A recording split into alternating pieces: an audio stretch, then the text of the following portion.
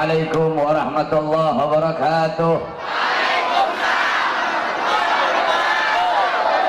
Bismillahirrahmanirrahim.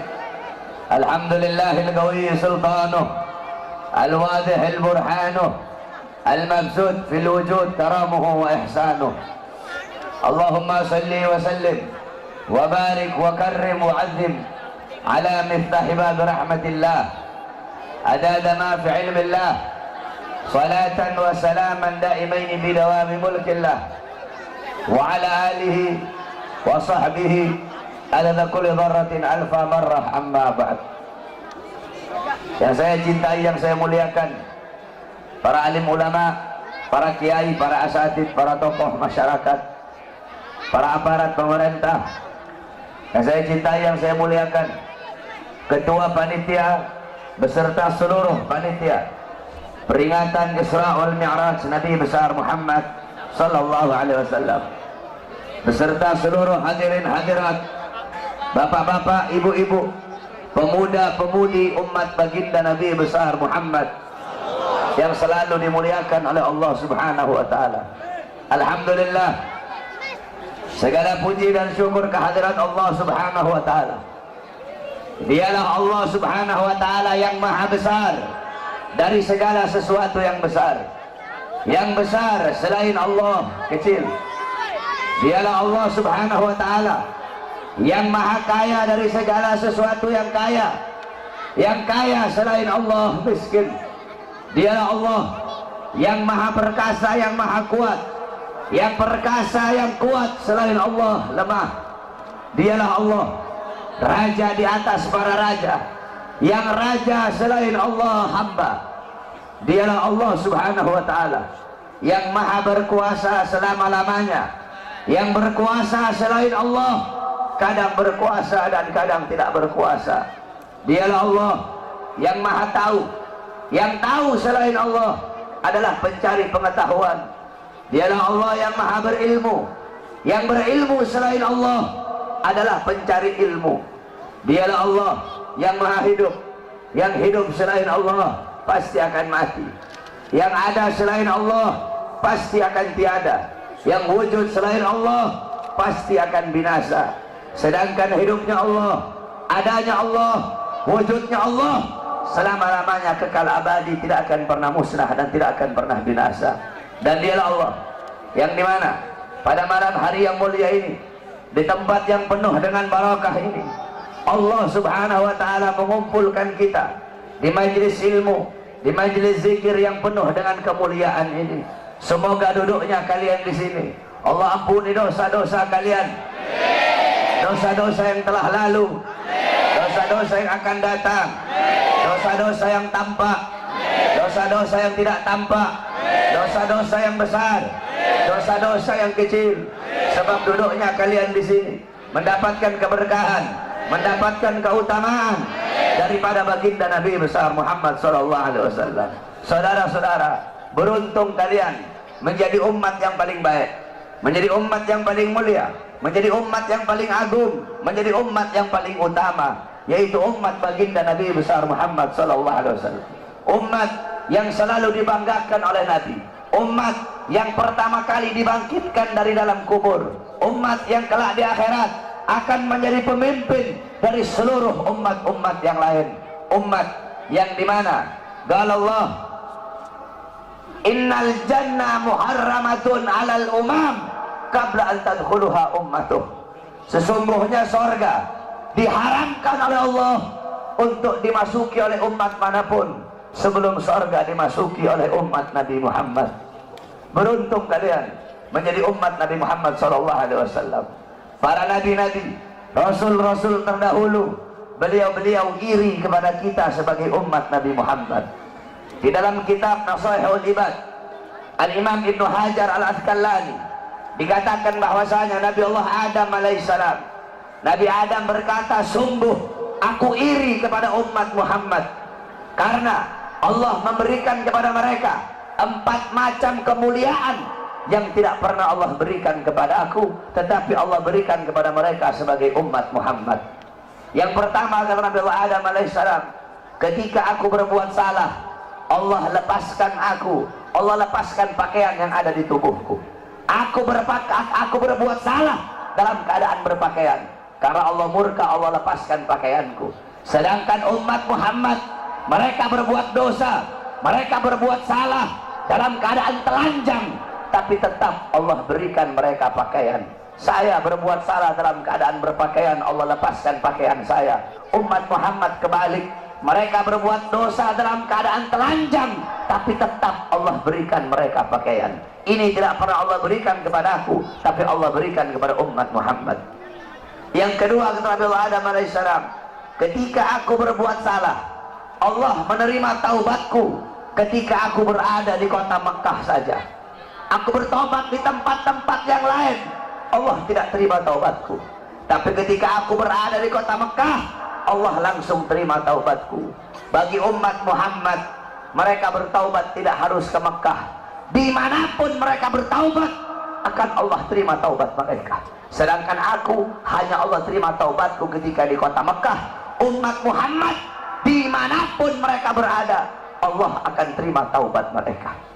Yang ketiga, kata Nabi Adam alaihissalam, ketika aku berbuat salah, Allah pisahkan aku dengan istriku Hawa selama ratusan tahun.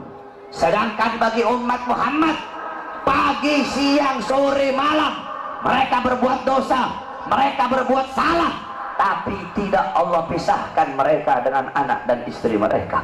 Aku hanya satu kesalahan, Allah pisahkan aku dengan istriku selama ratusan tahun. Ini tidak pernah Allah berikan kepada aku, kata Nabi Adam. Yang keempat, kata Nabi Adam, aku berbuat salah di sorga. Karena Allah murka, Allah keluarkan aku ke dunia, Allah turunkan aku ke dunia. Umat Muhammad kebalik, mereka berbuat dosa di dunia, berbuat salah di dunia, tetapi kalau mereka meninggal husnul khatimah, Allah angkat, Allah masukkan mereka ke surga. Empat kemuliaan ini tidak pernah Allah berikan kepada aku, tetapi Allah berikan kepada umat Muhammad. Beruntung kita menjadi umat baginda Nabi besar Muhammad, umat yang selalu dirindukan oleh Nabi, umat yang dimana qala Rasul sallallahu alaihi wasallam, Nabi Muhammad sallallahu alaihi wasallam bersabda di dalam hadisnya, idza yushaku ahadukum bisyaukatin fi rijlih la'ajidu ala maha fi qalbi. Apa kata Nabi? Andaikan salah satu dari kalian, wahai umatku, ada yang kakinya tertusuk duri, maka pasti kalian merasakan sakit. Rasa sakit yang kalian rasakan, itu pun aku rasakan, bahkan sampai ke dalam hatiku. Umat yang selalu dicintai oleh Nabi Muhammad, umat yang selalu diperdulikan oleh Nabi Muhammad. Sayyidatuna Aisyah radhiyallahu anha, beliau pernah melakukan suatu pekerjaan yang disenangi oleh Nabi, sehingga Nabi mengangkat tangan dan berdoa, Allahumma ighfir li Aisyah ma qaddamat wa ma akharat, ma adharat wa ma abtanat. Ya Allah, ampuni dosa-dosa Aisyah yang telah lalu, yang telah lalu, yang akan datang, yang tampak, yang tidak tampak. Ampuni dosa Aisyah ya Allah. Siti Aisyah loncat-loncat. Siti Aisyah sangat senang dengan doa Nabi Muhammad. Nabi berkata, wahai Aisyah, apakah kamu senang dengan doa seperti itu? Kata Siti Aisyah, siapa yang tidak senang didoakan manusia mulia sepertimu ya Rasulullah.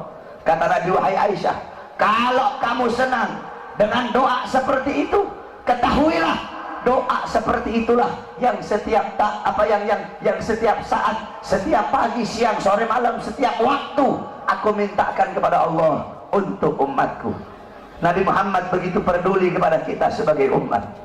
Beruntung kalian menjadi umat yang dimana qala Sayyidina Ali karamallahu wajhah, inna Rasulullah fi akhir nafsi haragat syafataihi marratain fa'algaitu sam'i fasami'tuhu yaqul ummati ummati faqbila Rasulullah. Sayyidina Ali berkata, Nabi Muhammad pada saat detik-detik terakhir nafasnya, aku melihat bibir beliau menggerakkan dengan 2 kali gerakan. Aku dekatkan telingaku, aku mendengar beliau berkata, ummati ummati, umatku umatku, kata Nabi Muhammad SAW. Bahkan pada saat detik-detik terakhir nafasnya, Nabi Muhammad masih memikirkan kalian sebagai umat. Ketika itu Nabi Muhammad terbaring sakit di kamar yang biasa beliau tiduri di rumah Sayyidatuna Aisyah radhiyallahu anha. Allah berkata kepada Jibril, wahai Jibril, turun kamu, sampaikan kepada Muhammad, aku berikan kepada dia dua pilihan. Apakah dia akan memilih aku atau dia memilih kehidupan dunia? Kalau dia memilih kehidupan dunia, akan aku panjangkan umurnya. Tapi kalau dia memilih aku, sampaikan kepadanya, pada hari ini akan datang ajalnya. Turun Jibril membawa firman tersebut. Kemudian Jibril menyampaikan, ya Rasulullah, Allah memberikan kepada kamu dua pilihan. Apakah engkau memilih Allah atau memilih dunia? Kalau engkau memilih Allah, pada hari ini akan datang kematianmu. Kalau kamu memilih dunia, Allah panjangkan umurmu. Apa kata Nabi Muhammad? Wahai Jibril, sudah tentu aku lebih memilih Allah. Bagiku kehidupan sebenarnya bukan dunia. Kehidupan sebenarnya bagiku ketika ruhku berpindah menghadap Allah subhanahu wa ta'ala. Pergi Jibril membawa kabar tersebut. Kemudian Allah memanggil Israel. Wahai Israel, wahai pencabut nyawa, turunlah kamu ke dunia. Pasang muka yang paling bagus, pasang wajah yang paling bagus. Kamu akan mencabut nyawa makhluk yang paling mulia, yaitu Nabi Muhammad. Kamu cabut nyawa dia, itu pun kamu izin dulu kepada dia. Mau tidak dia dicabut nyawanya? Kalau dia mau kamu cabut, kalau dia tidak mau kamu kembali kepadaku. Turun Israel membawa perintah Allah untuk mencabut nyawa baginda Nabi besar Muhammad. Israel berdiri di depan pintu rumahnya Nabi. Israel tidak berani langsung masuk rumahnya Nabi. Israel berdiri di depan pintu rumah Nabi Muhammad. Israel mengucapkan salam. Assalamualaikum ya Rasulullah. Assalamualaikum ya Habibullah.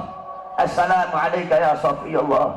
Pintu rumah dibuka oleh Sayyidatuna Fatimah. Sayyidatuna Fatimah putrinya Nabi membuka pintu rumah tersebut. Siti Fatimah berkata, siapa engkau? Apakah engkau tidak lihat ayahku sedang terbaring sakit? Israel menjawab, aku yang memisahkan anak dengan orang tua. Aku yang memisahkan orang tua dengan anak. Aku yang memisahkan suami dengan istri. Aku yang memisahkan istri dengan suami. Aku yang menjadikan anak-anak menjadi yatim. Aku yang menjadikan istri-istri menjadi janda. Aku yang meramaikan kuburan. Aku pemisah antara kehidupan dan kematian. Aku adalah Israel. Allah memberikan mandat kepada aku untuk mencabut nyawa seluruh makhluk, dan aku datang ke sini untuk mencabut nyawa makhluk yang paling mulia, baginda Nabi besar Muhammad. Siti Fatimah lari menangis. Siti Fatimah kembali ke pangkuan ayahnya. Siti Fatimah berkata, wahai ayahku, engkau akan wafat. Wahai ayahku, kau akan meninggal dunia. Israel sudah ada di depan ingin mencabut nyawamu ya Rasulullah. Rasulullah berkata, jangan kau bersedih wahai Fatimah. Wahai Fatimah, ketahuilah, setelah kematianku, engkau adalah manusia yang pertama kali akan menyusulku. Setelah kematianku nanti kelak, engkau adalah manusia yang pertama kali masuk surga setelah aku. Siti Fatimah mengusap air matanya. Datang Israel berdiri di hadapan Nabi Muhammad. Israel berkata, ya Rasulullah, dengan segala kerendahan hatiku, aku datang kemari untuk mencabut nyawamu atas perintah Allah. Aku izin dulu kepadamu, apakah engkau mau dicabut nyawa? Kalau engkau mau, aku cabut. Kalau engkau tidak mau, aku kembali kepada Allah subhanahu wa ta'ala.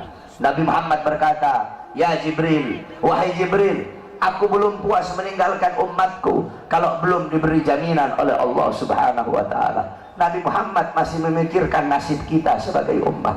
Nabi Muhammad pergi menghadap apa? Jibril pergi menghadap Allah. Jibril berkata, ya Allah, kekasihmu Rasulullah meminta jaminan untuk umatnya. Apa kata Jibril? Ya Rasulullah, ya Allah, kekasihmu meminta jaminan untuk umatnya. Allah berkata, Allah berfirman, fa'auhallahu ta'ala ala Jibril, basyirhu ya Jibril, innahu awwalu nasin kharijun minal ardi idha bu'isu wa sayyiduhum idha jami'u fabashirhu innal jannah muharramatun alal umam qabla an tadkhuluha ummatuh. Nabi Allah berkata kepada Jibril, wahai Jibril, sampaikan kepada kekasihku Muhammad, dia adalah manusia yang pertama kali akan aku bangkitkan dari dalam kubur. Dia adalah manusia yang menjadi pemimpin seluruh manusia di dunia dan akhirat. dia menjadi pemimpin kelak ketika hari kebangkitan, dan sampaikan kepadanya, jaminan dariku surga aku haramkan untuk dimasuki oleh umat manapun sebelum surga dimasuki oleh umatnya. Turun Jibril bawa wahyu tersebut. Rasulullah berkata, al-an qarrat aini, sekarang aku senang, sekarang aku puas, cabutlah nyawaku wahai Israil. Dicabut nyawa Nabi Muhammad SAW. Ketika dicabut nyawa Nabi Muhammad mendesah. Nabi Muhammad berkata, dicabut lagi nyawa Nabi Muhammad. Nabi Muhammad berkata, Nabi Muhammad merasakan sakit. Di sebelah kanannya Nabi ada sebuah cawan berisi air. Nabi Muhammad letakkan tangannya di cawan tersebut. Beliau usap air keringat yang keluar dari wajah beliau. Kemudian beliau berkata, wahai Israil, apakah seperti ini rasa sakit dicabut nyawa? Israil berkata, iya ya Rasulullah, seperti itulah rasa sakit dicabut nyawa. Nabi berkata, apakah rasa sakit seperti ini juga yang nanti bakal dialami oleh umatku? Apakah rasa sakit seperti ini yang nanti bakal umatku rasakan wahai Israil? Israil berkata, iya ya Rasulullah, rasa sakit seperti itulah yang nanti bakal dialami oleh umatmu. Rasa sakit seperti itulah yang nanti bakal dirasakan oleh umatmu. Mendengar itu Nabi Muhammad menangis. Nabi Muhammad mengangkat tangan. Doa terakhirnya Nabi Muhammad, harapan terakhirnya Nabi Muhammad, doa yang menutupi wafatnya Nabi Muhammad SAW. Beliau mengangkat tangan dan berdoa, Allahumma khaffif ala ummati fi sakaratil maut. Ya Allah, ringankanlah sakaratul maut umatku. Ya Allah, permudahkanlah sakaratul maut umatku. Aku nabi mereka, aku pemimpin mereka, aku penanggung jawab mereka ya Allah. Biar aku menanggung seluruh rasa sakit sakaratul maut umatku. Biar aku menanggung beban penderitaan rasa sakit mereka ya Allah. Umatku tidak akan kuat, mereka tidak akan sanggup ya Allah. Biar aku Muhammad menanggung rasa sakit sakaratul maut umatku. Apa yang telah kau lakukan untuk Nabi Muhammad? Apa yang telah kau korbankan untuk Nabi Muhammad? Nabi Muhammad berjuang untuk kalian. Nabi Muhammad menanggung rasa sakit sakaratul maut kalian. Karena begitu cinta beliau kepada kalian sebagai umat. Saya dan kalian, kita tidak bisa membalas jasa-jasa Nabi Muhammad SAW. Sekalipun kalian merangkak dari rumah kalian menuju kuburnya Nabi Muhammad, kalian tidak akan bisa membalas jasa-jasa Nabi Muhammad SAW. Oleh karena itu saudara-saudaraku sekalian, setelah Nabi Muhammad wafat, banyak para sahabat-sahabat yang tidak kuat hidup. Ada sahabat yang berdoa, ya Allah, cabut kedua mataku. Untuk apa lagi aku melihat? Nabi sudah wafat, cabut kedua mataku. Aku tidak lagi mau melihat selain memandang wajahnya Nabi Muhammad. Ketika itu juga dia dibutakan oleh Allah Subhanahu wa Ta'ala. Ada yang angkat tangan, ya Allah, cabut nyawaku. Aku tidak lagi mau hidup. Untuk apa aku hidup? Nabi Muhammad sudah wafat, cabut nyawaku ya Allah. Ketika itu juga Allah cabut nyawanya. Kemudian ada seorang perempuan, ada seorang wanita, galat li Aisyah, ya Aisyah, ikshif li kabrin Nabi. Wahai Aisyah, bukakan untukku kuburnya Nabi Muhammad. Dibuka kuburnya Nabi oleh Siti Aisyah. Masuk ini perempuan, fabakat hatta matat. Wanita ini menangis depan kuburnya Nabi sampai dia mati saat itu juga. Ketika itu banyak para sahabat yang tidak ada lagi gairah hidup. Sayyidina Abu Bakar As-Siddiq radhiyallahu anhu. Kamu tahu Sayyidina Abu Bakar? Sayyidina Abu Bakar seorang sahabat yang sangat dekat dengan Nabi Muhammad. Para ulama mengatakan Sayyidina Abu Bakar As-Siddiq, beliau wafat dengan dua sebab. Sayyidina Abu Bakar meninggal gara-gara dua sebab. Pertama sebab dohir, kedua sebab batin. Sebab dohirnya apa? Karena beliau pernah dikasih makanan yang ada racunnya, dimakan oleh beliau. Racun itu lama-lama menggerogoti kesehatan beliau. Itu sebab dohir. Sebab batin beliau meninggal, kenapa? Sebab batin beliau meninggal karena terlalu merindukan baginda Nabi besar Muhammad SAW. Istri beliau berkata, setiap kali Abu Bakar bangun dari tidur, pasti bantalnya beliau basah. Basah dengan apa? Basah dengan air mata kerinduan kepada baginda Nabi besar Muhammad. Kamu tahu, setelah Nabi Muhammad wafat, Sayyidina Abu Bakar As-Siddiq duduk kayak begini. Beliau duduk di pojokan sambil begini, sambil beliau bilang, andaikan Rasulullah ada di sampingku, andaikan Rasulullah ada di sisiku, sungguh aku merindukan sosok baginda Nabi besar Muhammad. Bilal ibn Rabah, muazzinnya Nabi, setelah Nabi wafat, Bilal pergi pindah, nggak mau lagi beliau tinggal di Madinah. Kenapa? Tidak kuat teringat kenangan bersama baginda Nabi besar Muhammad. Selama 2 tahun Bilal pindah ke Syam. Kemudian selama 2 tahun beliau di sana, tiba-tiba mimpi Nabi Muhammad. Nabi Muhammad berkata, wahai Bilal, datang kau berziarahlah kepada aku. Datang Bilal selama 2 tahun. Bilal datang ziarah di kuburnya Nabi Muhammad. Ketika Bilal ziarah di kuburnya Nabi Muhammad sambil menangis, tiba-tiba datang Sayyidina Umar bin Khattab. Sayyidina Umar berkata, wahai Bilal, kami sudah lama tidak mendengar suara azanmu. Maukah engkau azan untuk kami, wahai Bilal? Bilal menolak, Bilal tidak mau. Datang Sayyidina Abu Bakar As-Siddiq, wahai Bilal, kami sudah lama tidak mendengar suara azanmu. Maukah kau azan untuk kami, wahai Bilal? Apa kata Bilal? Wahai Abu Bakar, apakah dulu kamu membebaskan aku karena Allah atau karena dirimu? Kalau dulu kamu membebaskan aku karena Allah, jangan kau paksa aku untuk azan. Tapi kalau kau membebaskan aku karena dirimu, aku akan azan untuk dirimu. Dulu setiap aku mengucapkan asyhadu anna Muhammadar Rasulullah, Nabi Muhammad selalu tersenyum kepada aku. Sekarang ketika aku mengucapkan itu, siapa yang akan tersenyum kepadaku? Jangan kau paksa aku untuk azan, wahai Abu Bakar. Tiba-tiba datang 2 orang pemuda. Pemuda yang pertama dari perut ke atas mirip Nabi Muhammad.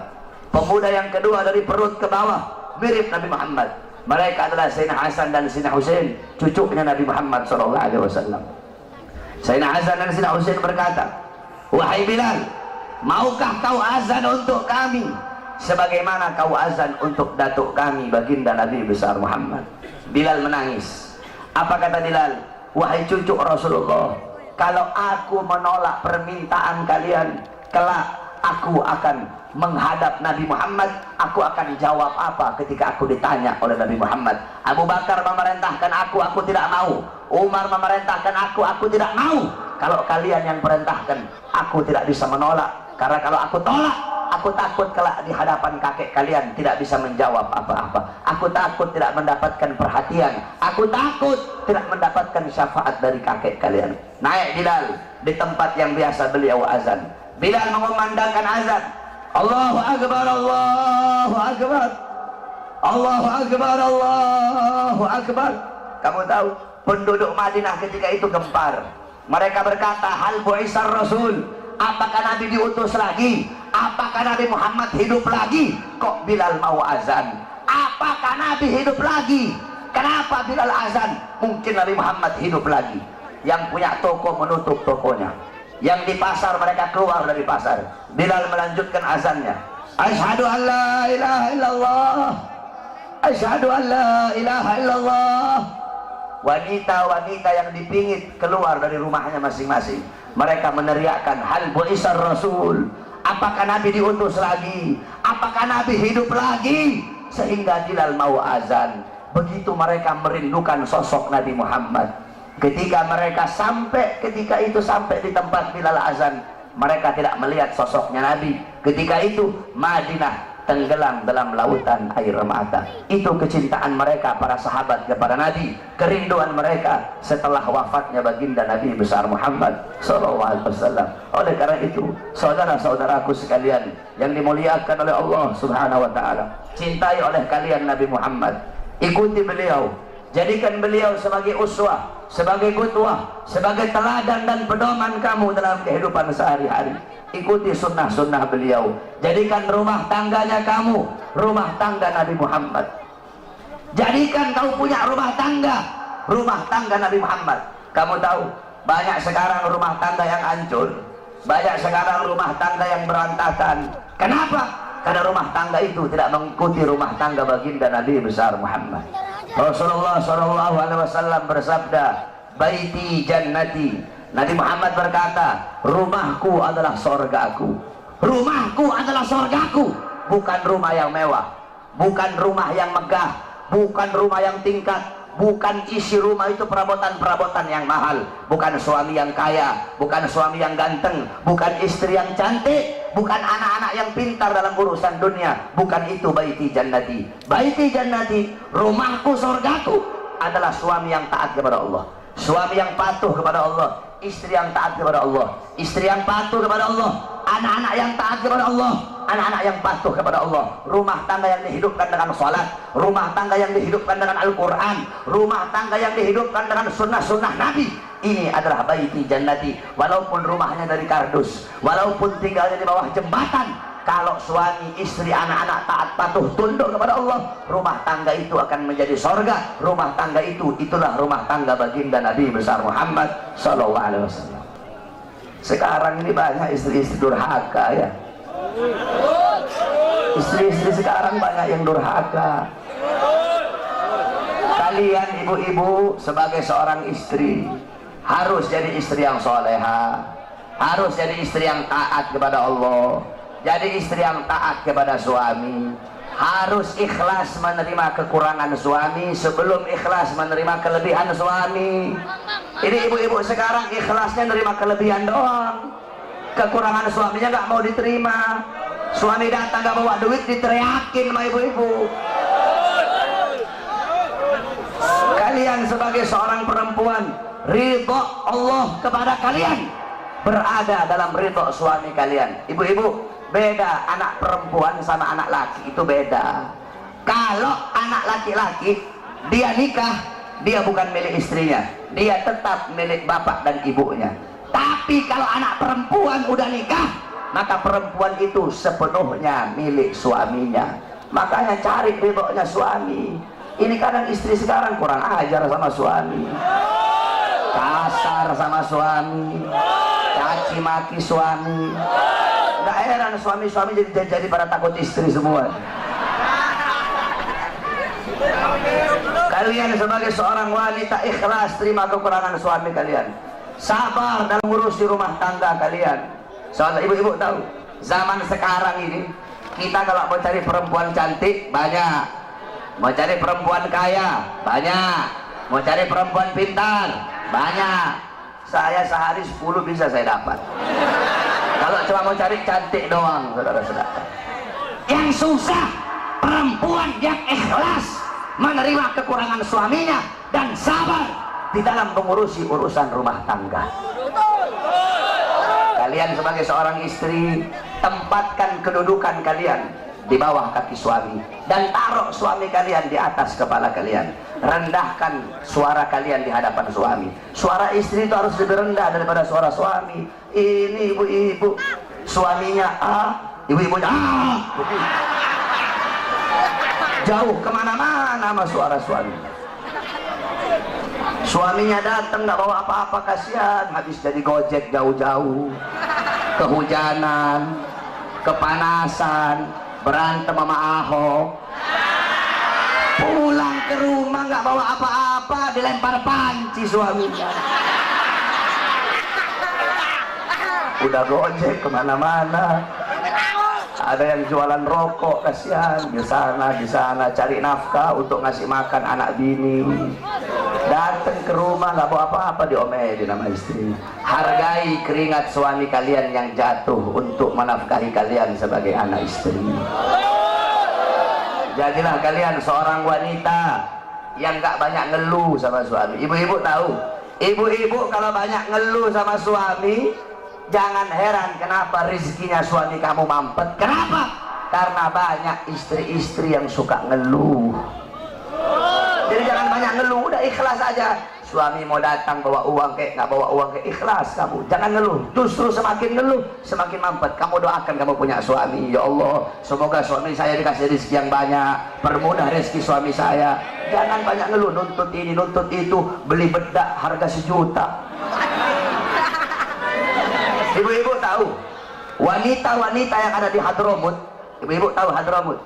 Hadramut tempatnya Wali Songo. Wali Songo yang bawa Islam, para habaib itu asalnya dari Hadramut. Ibu-ibu mau tahu perempuan di sana kayak gimana?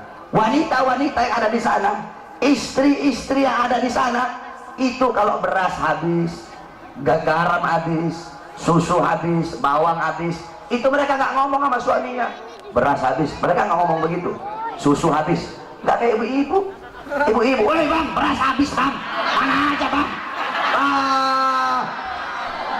Terus perempuan di sana kalau beras habis gimana? Kalau beras habis nih ibu-ibu tiru mereka nih. Kalau beras habis, itu karungnya mereka taruh di tempat yang mencolok. Kalau susu habis, kalengnya mereka taruh di tempat yang mencolok. Jadi nanti dia suaminya tahu sendiri, oh udah habis beras. Kalau ibu-ibu dapat suami yang ngerti, kalau ibu-ibu dapat suami yang nggak ngerti, setahun nggak makan, itu beras udah habis tetap nggak bakal dia beli, walaupun ibu taruh depan pintu dia nggak tahu apa-apa. Jadi kalau dapat suami yang nggak ngerti, beras habis, ambil karungnya taruh di kepalanya, beras habis. Kalau suaminya ngerti, taruh tuh karung beras di depan. Jadi suaminya bangun tidur, ucek-ucek mata, oh udah habis beras, dia mandi dia beli beras. Kalau ngerti, kalau nggak ngerti juga, ambil tuh karung, lagi tidur suaminya masukin dalam karung beras.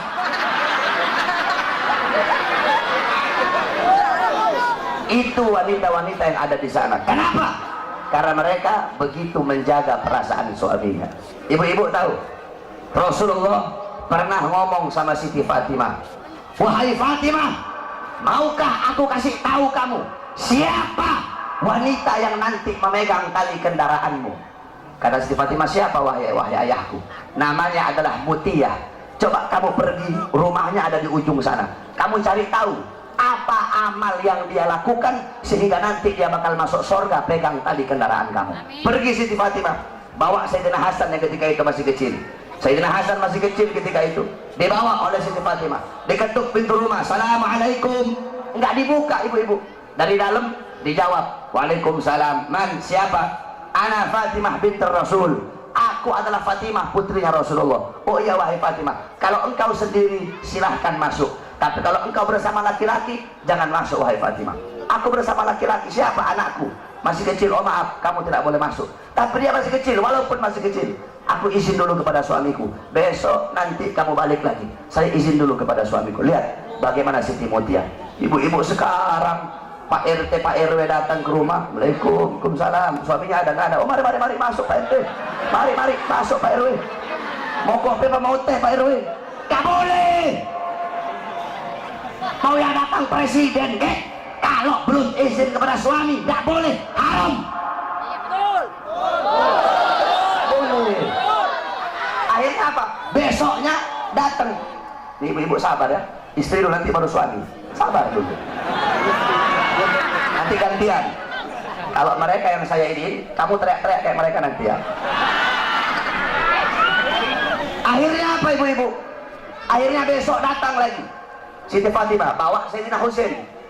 Ketika diketuk, assalamualaikum, waalaikumsalam. Man, Fatimah binti Rasul. Oh wahai Fatimah, kamu bersama siapa? Bersama Husain dan Hasan. Oh maaf, kalau Hasan udah dikasih izin, kalau Husain belum dikasih izin.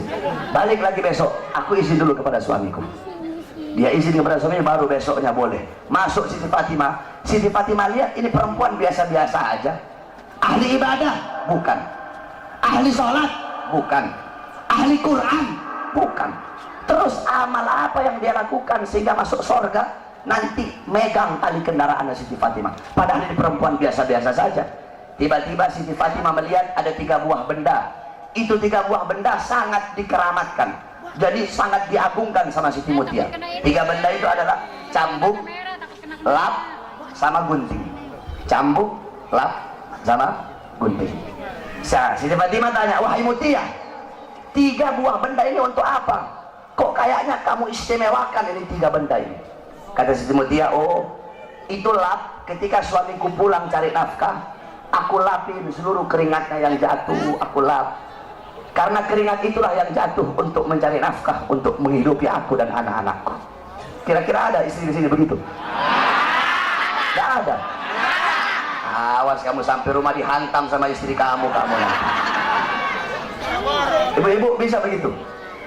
Bisa nggak? Suaminya pulang habis dari gojek, terus digituin, bisa? Dilapin keringatnya. Tapi jangan pakai lap, pakai keset.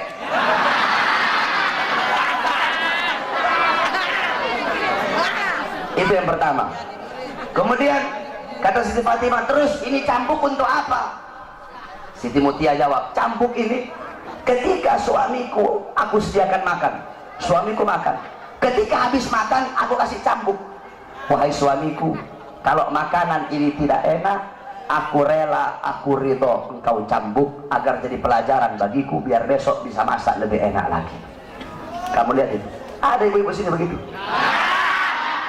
Istri kamu masak, kamu protes, mah keasinan mah masak aja sendiri. Begitu ya, protes mulu.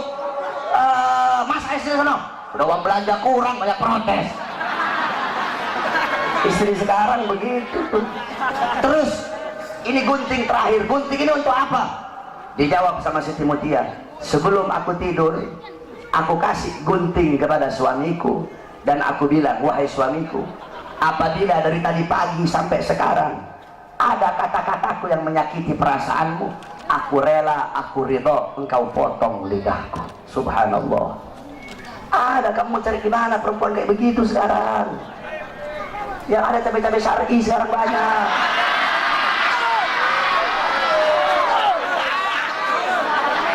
Istri kalian kira-kira kayak gitu nggak? Itu ibu-ibu Siti Mutia. Nah, kalian sebagai seorang wanita, jadikan beliau-beliau sebagai teladan kamu, para wanita sorga. Siti Mutia, Sayyidatuna Fatimah, Sayyidatuna Khadijah, Sayyidatuna Aisyah radhiyallahu anha, Sayyidatuna Khadijah radhiyallahu anha. Kemudian Ummu Salamah radhiyallahu anha, Ummu Sulaim radhiyallahu anha, Ummu Aiman radhiyallahu anha, Siti Khansa radhiyallahu anha. Pakai makna wanita-wanita terdahulu. Jadikan mereka sebagai teladan kamu dalam urusan rumah tangga. Kalian sebagai seorang perempuan, ini perempuan sekarang saya perhatikan kalau mau keluar pengajian nih, dandan cantik-cantik ibu-ibu. Pakai bedaknya 2 cm segini. Yang putih muka doang, lehernya hitam.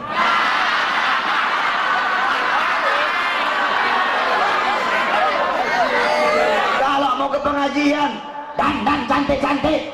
Mau pergi ke pasar, dandan cantik-cantik. Kalian sebagai seorang istri mempertontonkan kecantikan kalian untuk orang lain. Kalau mau keluar dandan cakep, acara Habib dandan cantik-cantik. Di dalam rumah mukanya kayak setan depan suami. Kalau kalian mau keluar, pakai wangi-wangian biar orang tertarik kepada kalian. Dalam rumah bau curut. Ini istri sekarang begitu tuh. Tidak boleh ibu-ibu. Dandan kalian untuk suami kalian. Ibu-ibu tahu, perempuan-perempuan dulu itu mereka sampai mau tidur itu dandan. Biar kenapa? Biar bangun tidur cakep, rapi, suaminya lihat. Ini suaminya bangun tidur lihat istrinya tidur, Allah udah kayak gerantong begitu, rambutnya berantakan, kelihatan jeleknya. Oleh karena itu dandan kalian untuk suami kalian. Pertontonkan, percantikkan diri kalian itu di hadapan suami, bukan untuk orang lain. Jadikan beliau-beliau sebagai teladan kamu. Kemudian kalian sebagai seorang istri, kalian adalah muallimah, muaddibah, mudarrisah, pendidik, pengajar pertama bagi putra putri kalian. Bagus atau buruknya seorang anak tergantung daripada ibunya. Kenapa? Makanya Allah bilang di Al-Quran, hirsul lakum, perempuan-perempuan kalian adalah ladang bagi kalian. Kalian para laki-laki yang bercocok tanam, istri-istri kalian adalah ladang. Kalau kalian bercocok tanam di ladang yang baik, hasilnya bakal baik. Kalau kalian bercocok tanam di ladang yang kering kerontang, maka hasilnya bakal rusak. Nah, bejat atau tidaknya anak-anak kalian tergantung daripada istri-istri kalian. Oleh karena itu, seorang ibu, seorang istri harus bisa menjadi ibu yang baik bagi anak-anaknya. Ibu-ibu tahu, dulu di Hadramut, Al-Habib Ahmad bin Hasan Al-Abbas, beliau bilang, saya pernah menemukan catatan tangan seorang wanita dari Qabilah Al-Amudi. Itu wanita tulis dengan tangannya syarah kitab Minhaj Al-Imam Subki. Itu ada 6 jilid. Itu wanita tulis pakai tangannya, ada 6 jilid. Di akhir tulisan wanita itu bilang, tolong dikasih uzur, tolong kasih maaf, kalau ada kata-kata yang salah dalam penulisan ini, karena aku menulis ini kitab dalam keadaan menyusui anak-anakku. Subhanallah.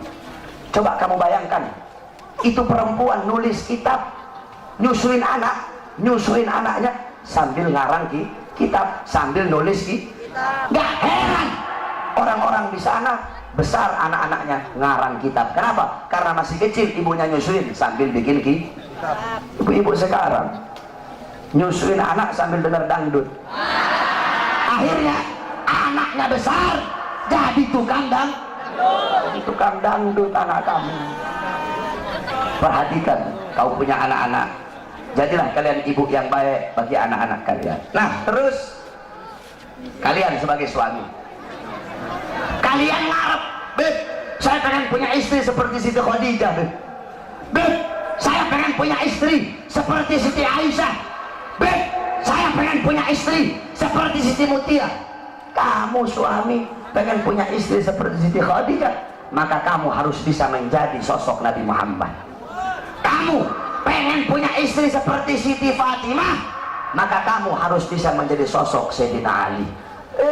Pengen punya istri kayak Siti Khadijah, kelakuan kamu kayak Fir'aun. Bagaimana kamu mau dapat istri kayak Siti Khadijah? Kelakuan kamu kayak binatang, kelakuan kamu kayak Fir'aun, kelakuan kamu kayak setan sebagai suami. Terus kamu ngarep punya istri seperti Siti Khadijah. Mereka para istri adalah makmum, kalian adalah seorang imam. Baik buruknya istri tergantung dari kalian sebagai seorang imam. Ya ibu-ibu ya. Jadi bagus rusaknya anak tergantung dari seorang istri.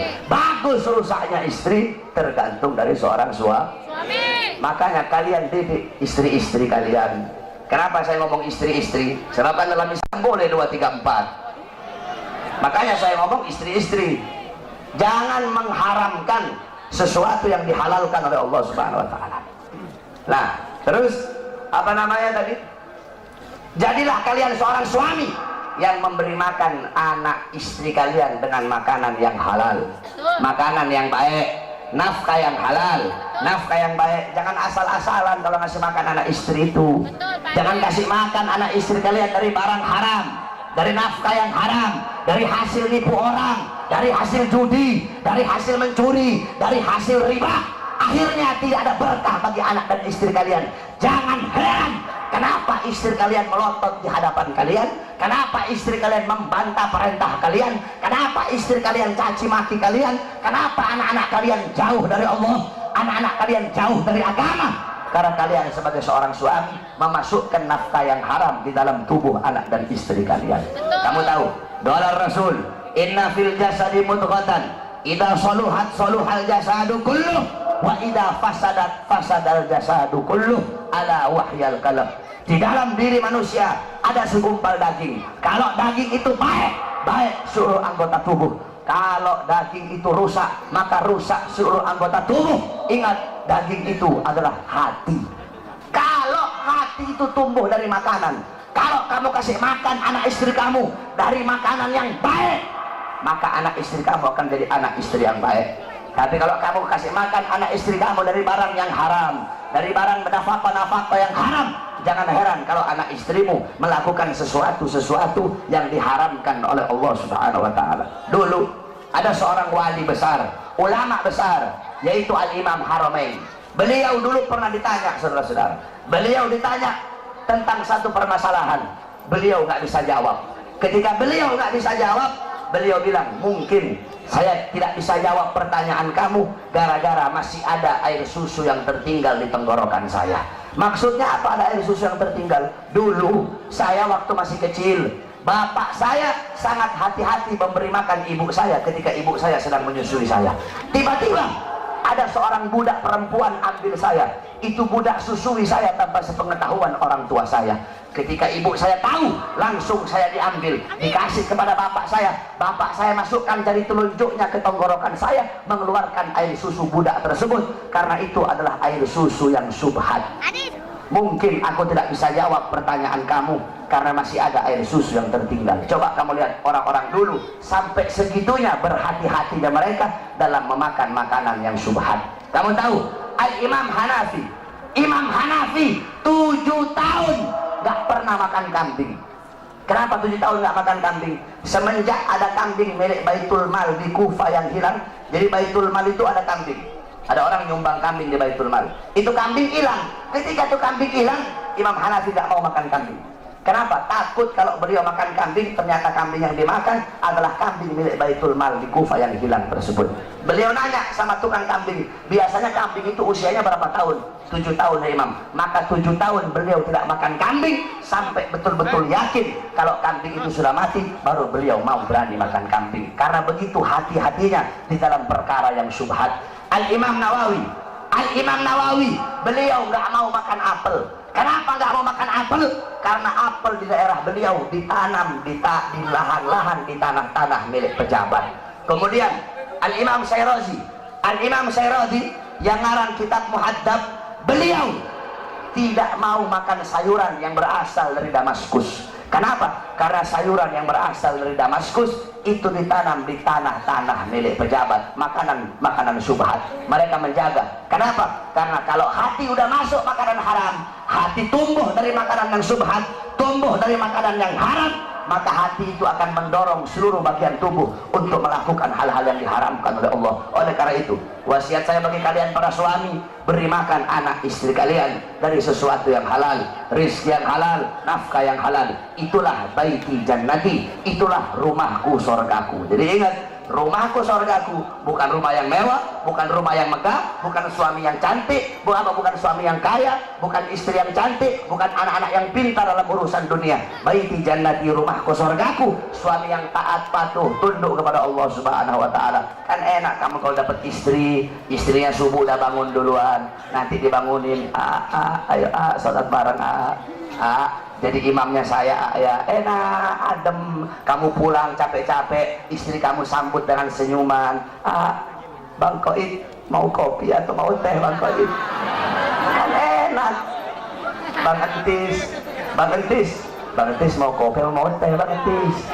Bang Entis bilang, mau nikah lagi Neng. Itu kopi masih panas dilempar ke mukanya Entis. Entis keok. Takut istri begini mau kawin lagi ya. Mudah-mudahan rumah tangga semua jamaah yang ada di sini jadi rumah tangga sakinah, mawaddah, warahmah. Rumah tangganya Nabi Muhammad SAW, amin. Rumah tangganya jadi rumah tangga Nabi Muhammad. Insya Allah anak-anak kalian jadi anak-anak yang soleh dan soleha, amin ya rabbal alamin. Yang terakhir kepada seluruh hadirin, saya Ramadan, saya buka pesantren kilat itu 25 hari. Kalau ada anak-anak mau masuk gratis, nggak bayar, cuma bayar kitab-kitabnya saja. Itu selama 25 hari harus menghatamkan 25 kitab. Jadi ada 25 kitab itu harus dihatamin semua. Fikihnya ada kitab Risalatul Jami'ah, Taqratus Sadida, kemudian hadis, Arba'in Nawawi dan lain-lainnya, kemudian pelajaran Shorof, Amsalatul Tasrif, Kailani, kitab-kitabnya, kemudian Nahwu, Jurumiyah, Mabadi, kemudian tajwidnya Hidayatus Sibyan, kemudian Al-Quran, kemudian Muhawarah, kemudian Mu'adzarah dan lain seluruh pelajaran. Itu ada 20 pelajaran, 20 kitab harus dihatamkan. Jadi kalau ada anak-anak sini yang mau masuk pesantren kilat, betul, selama 25 hari nggak boleh pulang. Jadi ngajinya itu habis tarawih nanti saya ngajar, habis tarawih saya ngajar sampai jam 10. Jam 10 gantian Habib Muhammad ngajar sampai jam 12. Jam 12 saya ngajar sampai pagi. Sampai pagi tuh. Nah, nanti habis sholat subuh Habib ada habaib lagi yang ngajar sampai jam 9. Nah, jam 9 istirahat. Bangun duhur. Habis sholat duhur saya ngajar sampai asar. Habis asar saya ngajar lagi sampai tarawih. Begitu terus setiap hari biar hatam 20 kitab itu. Jadi kalau ada yang masuk silahkan, gratis, nggak bayar. Saya tanggung semua makannya yang ada di sana. Insya Allah saudara-saudara semuanya yang hadir di sini, Allah Subhanahu Wa Taala jadikan hamba-hamba yang baik, hamba-hamba yang taat, hamba-hamba yang patuh, hamba-hamba yang tunduk kepada Allah Subhanahu Wa Taala. Tadi semuanya yang turun aksi 55, insya Allah Allah jadi saksi atas perjuangan kalian semua. InsyaAllah Allah SWT berikan kemenangan kepada kita umat Islam. Saudara-saudara sekalian, ingat, kemenangan pasti akan menang. Kemenangan, kebenaran pasti akan menang. Kebenaran itu gak akan pernah kalah. Kita memperjuangkan kebenaran, kita pasti menang, saudara-saudara. Kita berdoa, semoga Allah berikan kekuatan kepada majelis hakim untuk bisa menvonis Ahok dengan seberat-beratnya. Sehingga apa? Sehingga kalau Ahok nanti nggak ditahan, besok bakal lahir Ahok-Ahok yang lain. Kalau Ahok nggak ditahan, besok bakal lahir penista-penista agama yang lain.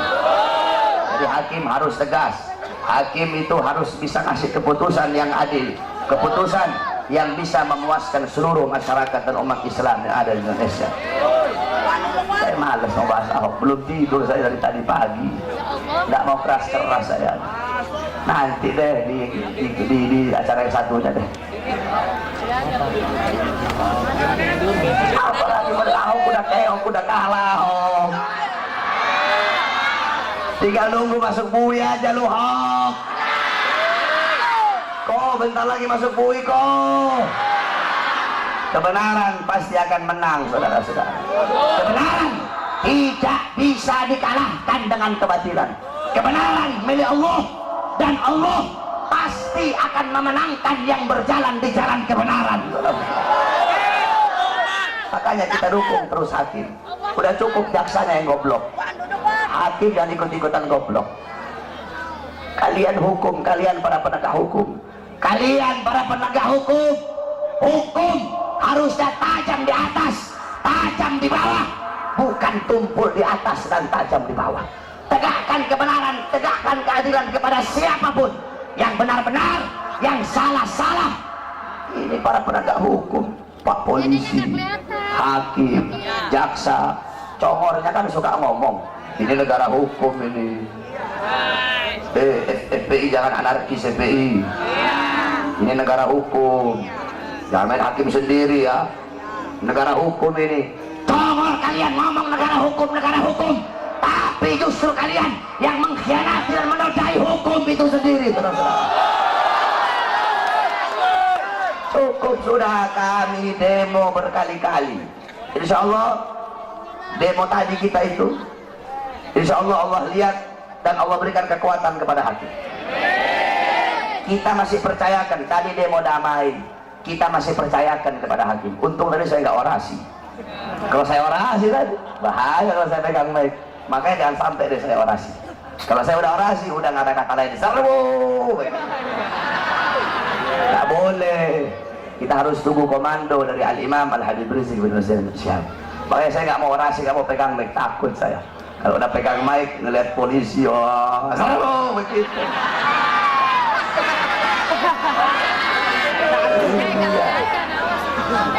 Oleh karena itu, kita berikan kepada hakim, kita masih sabar.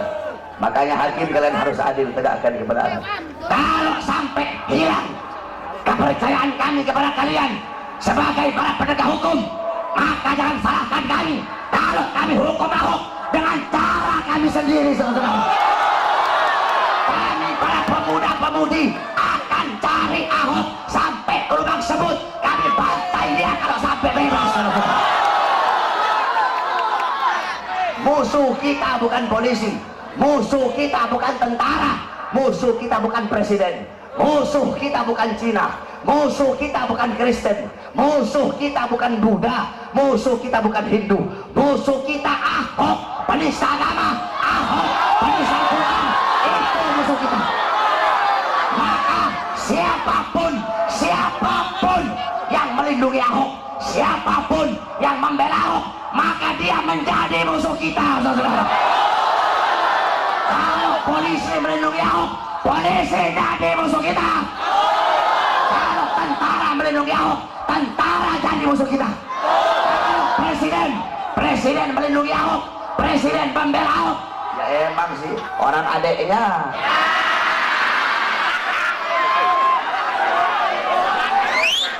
Adeknya nyusunya kan bareng-bareng sama banteng.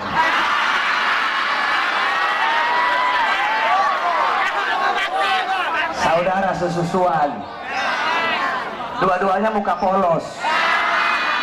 Muka polos otak iblis.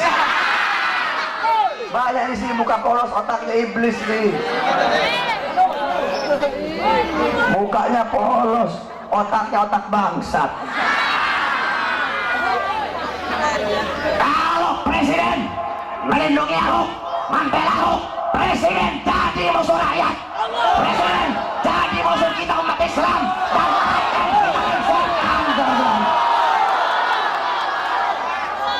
Makanya demi keutuhan NKRI, demi keutuhan Bhinneka Tunggal Ika, demi keutuhan bangsa, tangkap Ahok, penjarakan Ahok, hukum Ahok dan sebarak-baraknya.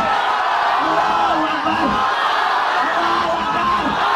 Allahu Akbar. Kita umat Islam tidak cari musuh, tapi kalau musuh datang haram bagi kita untuk lari, saudara.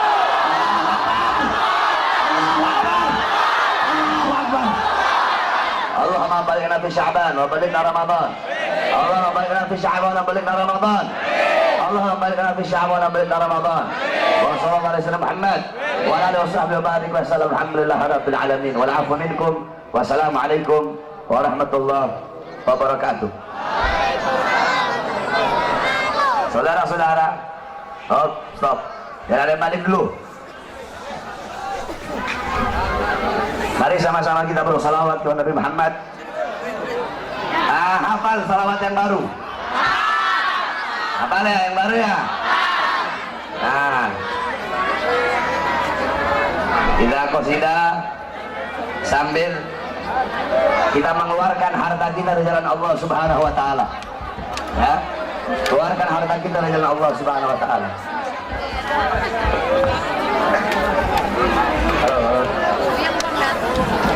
Prajurit pembela Rasulullah, bangkitlah untuk agama, bangkitlah untuk negara, satukan hati, satukan jiwa. Musuh di depan mata, lawan dia sampai berdarah, berdarah untuk agama dan negara. Tercinta kematian murah harganya. Maju ayo, terus maju, habisi pengkhianat bangsa. Kami berjanji demi Allah, rela binasa demi agama. Wahai prajurit pembela Rasulullah, berjuanglah tanpa lelah. Walau harus merangkak dengan mata, takkan mundur walau satu langkah. Takkan mundur walau satu langkah. Wahai para pemudi-pemuda, kibarkan panggilan Mustafa, serahkan jiwa untuk agama, mencari syahid di jalan Allah. Maju pantang menyerah, walau bergelimangan darah, berdarah, jadi saksi ya Allah. Mati syahid adalah hari raya. Maju ayo terus maju, habisi pengkhianat bangsa.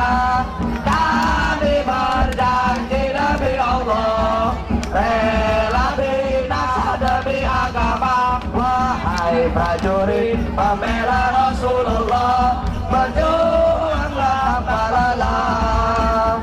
Walau harus merangkak dengan mata, takkan mundur walau satu langkah. Takkan mundur walau satu langkah. Wahai para pejuang agama, bangkitlah. Wahai para singa-singa Allah, bangunlah. Musuh sudah di depan mata, lawanlah. Kejayaan menanti kita, kejayaan menanti kita, kejayaan menanti kita. Rebutlah. Maju ayo terus maju, habisi pengkhianat bangsa. Kami berjanji demi Allah,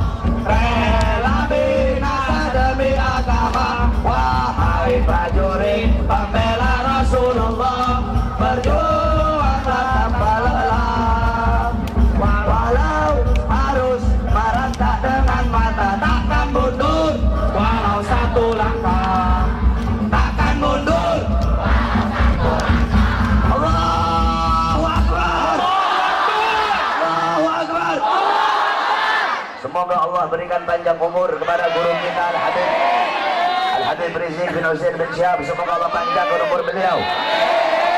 Semoga beliau pulang dari umrah ke Indonesia dalam keadaan selamat. Amin ya rabbal alamin. Allahumma nas'aluka khairal as'alah wa khairan najah wa khairal khair khairal mamat wa anta bitawajjil mawadana wa haqiqi mana wa anta maulana fa nas'aluka bil kafirin wa sallallahu alaihi wasallam Muhammad wa alihi wasahbihi barik wa sallallahu alhamdulillahi rabbil alamin wa salli ala sayyidina Muhammad.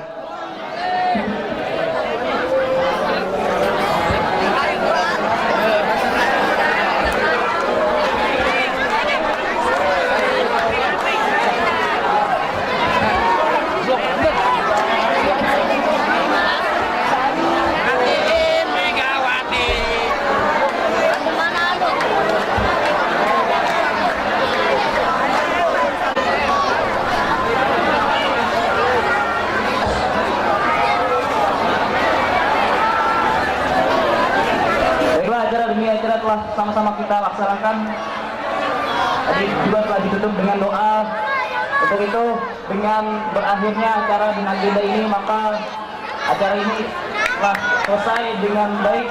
Kami selaku panitia memohon maaf sebesar-besarnya jika ada kekurangan. Wallahul muwaffiq ila aqwamit thoriq. Hasbunallahu wa ni'mal wakil, ni'mal maula wa ni'mal nasir. Nasrullah wa fathun qarib. Assalamualaikum warahmatullahi taala wabarakatuh.